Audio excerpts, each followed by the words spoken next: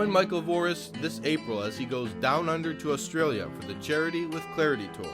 Michael will be speaking in Sydney, Melbourne, Adelaide, Canberra, and Wagga Wagga. For all the details, just go to the link. Now that the preamble has been signed, it's up to the Holy Father to give the Society of St. Pius X the thumbs up. A new law controlling access to credit cards may be regulating family life as well. Planned Parenthood is back in court again, and they want the case decided on their terms. Those stories and more just ahead on Catholic News Roundup.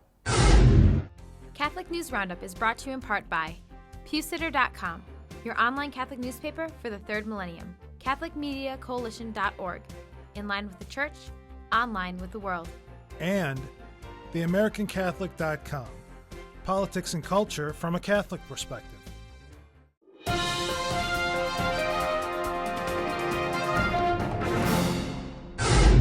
Hello and welcome to today's edition of Catholic News Roundup. I'm Matthew McAuliffe.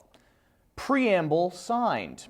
The Society of St. Pius X, or the SSPX, has given their answer to the Vatican in what promises to be a very positive resolution once reviewed by the Ecclesia Dei Commission and Pope Benedict XVI himself.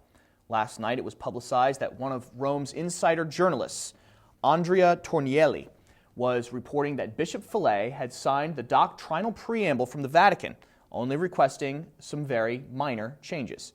Today, it has been confirmed by the Vatican that the preamble has been signed, which opens up the very solid possibility that the SSPX will have their own prelature, giving them the opportunity, as Archbishop Fillet says, to maintain the integrity of liturgy, sacraments, morals, and discipline, including freedom of action for the Society of St. Pius X.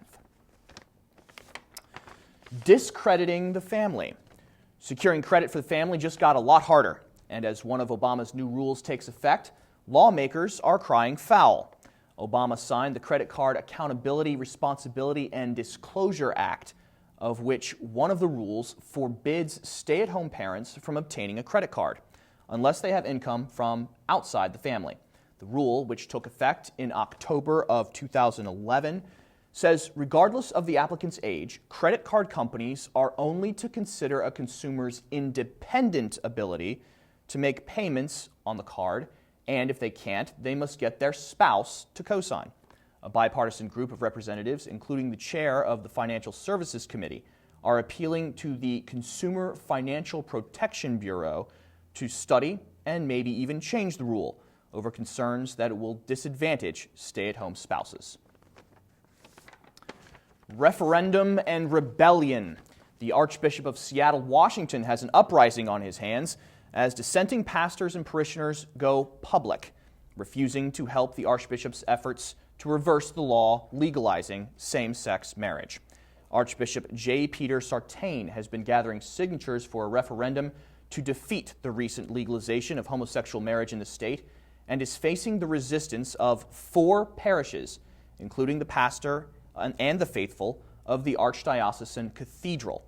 The rebellious parishes are all refusing to collect signatures towards a referendum which, if put on the ballot for later this year, could reverse the recent legalization of so-called homosexual marriage in Washington.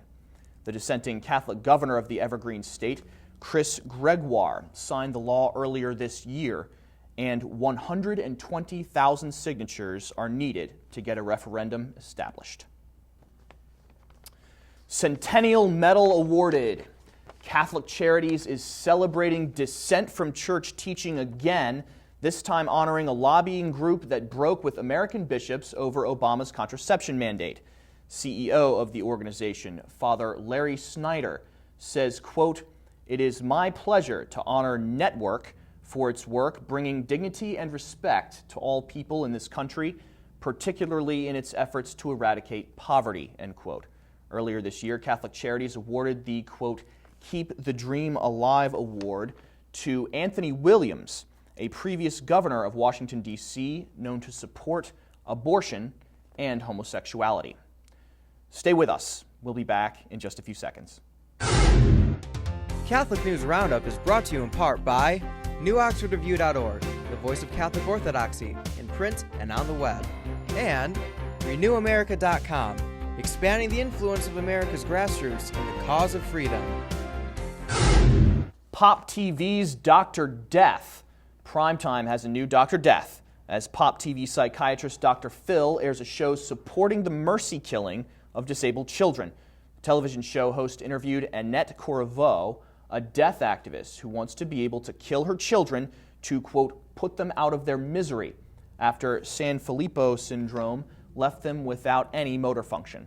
Dr. Phil also hosted none other than the attorney who defended Dr. Jack Kevorkian, Jeffrey Feiger, to highlight the argument that Corriveau's desire to kill her handicapped children is rooted in the same intentions to relieve their suffering. One woman from the audience during the show was given all of a minute to defend life, but in the end, when Dr. Phil asked for raised hands to show who supported the case of death for Annette Corriveau's children, almost everyone in the audience agreed. Death for the innocent. Language lockdown. Planned Parenthood is trying to control language again, this time in the courtroom, as Kansas prosecutors charge them for 58 counts of illegal late-term abortions. According to court records, attorneys for America's abortion giant actually petitioned the court to prohibit state prosecutors from using the terms baby, child, infant, or late-term abortion in their arguments, while also insisting that they not be referred to as victims. As preparations are made for an upcoming trial, Planned Parenthood is also requesting that they not be required to disclose the weight of the babies that were killed and pushing for a ban on anyone with religious beliefs from the jury. The pro-life group Operation Rescue points out the abortion business does not want anyone with a moral compass standing in judgment of their actions.